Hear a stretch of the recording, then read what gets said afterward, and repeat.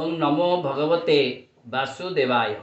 प्रिय सज्जन वृंद भक्तवृंद, आज जगन्नाथंकर श्री महाप्रसाद उपरे किछिटा आलोचना करिवा। श्री महाप्रसादर अन्य नाम होची अभड़ा। अभड़ा काहे ना दिया जायछि, तार व्यवहार केमिति करा जाए तार उपरे आज आमे आलोचना करिवा। श्री महाप्रसादर अन्य नाम होची अभड़ा। न बाड़ी की कुड़ियारे खाइबार विधि थिबारु ताकू अभड़ा बोली कहंती। श्री जगन्नाथ संस्कृति रे केही बड़ नुहंती, केही छोट नुहंती, केही छुआ नुहंती, केही अछुआ नुहंती, समस्ते समान। वसुधैव कुटुंबकम एई जगन्नाथन पाखरे ही अछि। अभड़ा खाइबा समय तले बसी खाइबा कथा।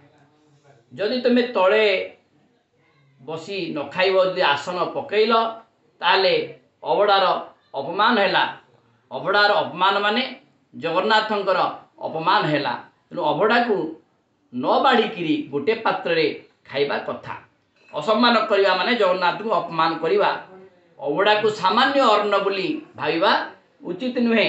श्री महाप्रसाद ए अभड़ा को मध्य कैवल्य कहा जाए। मृत्यु समय मध्य ए निर्माल्य को मध्य दिया जाई थाए। पितृश्राद्धरे ए अभड़ा को पितृमान उद्देश्य देई पिलामानकु ब्राह्मण मानकु भोजन कराइले मध्य पितृमाने मुक्ति पाई थांती। तेणु शास्त्र कहे महाप्रसाद प्राप्त मात्रेण भुक्तव्यम। महाप्रसाद को पाइला मात्रे के भोजन करिवा कथा। महाप्रसाद को बासी कहा जाए नहीं। जदि महाप्रसाद को बासी कहिल से महापाप हेब। महाप्रसाद को निंदा कले मनुष्य नरकरे पड़ी थाए।